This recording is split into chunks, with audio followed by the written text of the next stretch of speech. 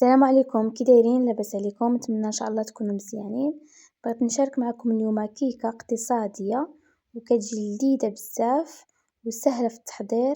تابعوا معايا المقادير وطريقه التحضير.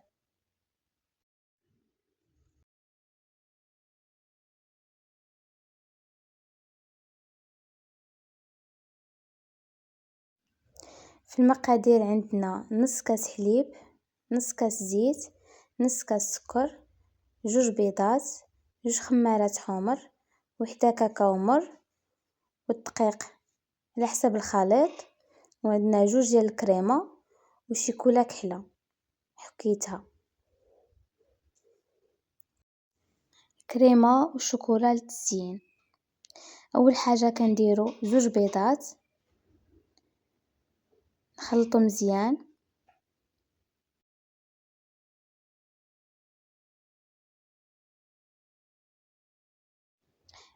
نزيدو نص كاس سكر،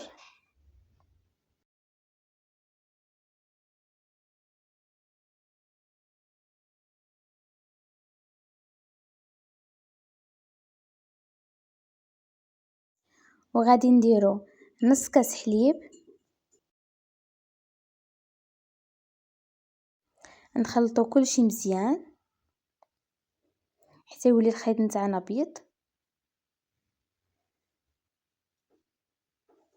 نص كاس زيت وحنا نحركو،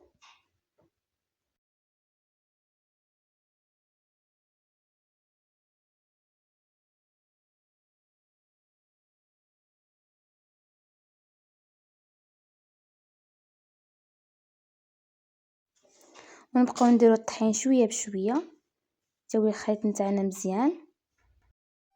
زوج خمارات حمر، وحده كاكاو مر،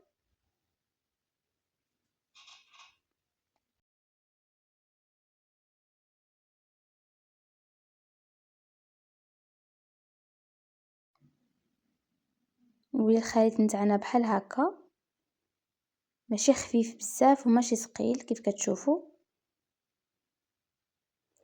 المول نتاعنا من بعد ما دهناه بالزيت ورشيناه بالدقيق نخويو فيه الخليط وندخلوها الفران طيب.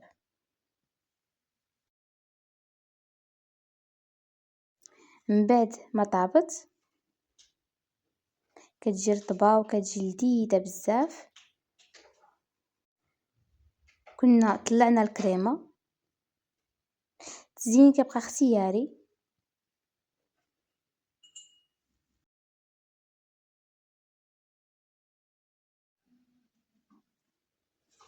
نديرو الكريمه فوق الكيكه عشوائيه كيف كتشوفوا.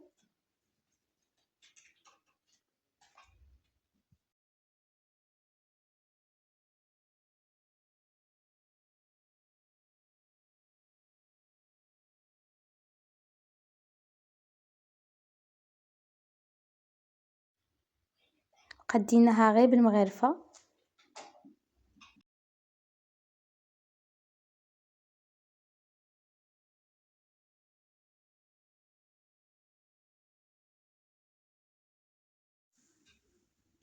وغادي نديرو من الفوق الشوكولا اللي كنا حكينا.